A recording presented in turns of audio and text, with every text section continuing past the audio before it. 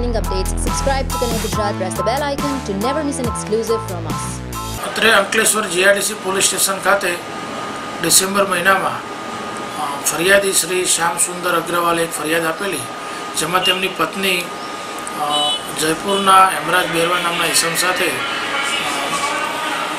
Bogus documents બનાવી લગ્ન કરી અને રહેતી હતી અને તેણે પોતાના ઘરમાંથી અલગ અલગ પ્રકારના જે ઓરિજિનલ ડોક્યુમેન્ટ્સ હતા તે બોગસ બનાવી અને ત્યાં રજૂ કરી અને તે અહીંથી ચાલી ગયેલી હતી, જે સંબંધની ફરિયાદ અત્રેના પોલીસ સ્ટેશને નોંધાયેલી. જેની તપાસ એના પોલીસ સ્ટેશનમાં ચાલતી હતી.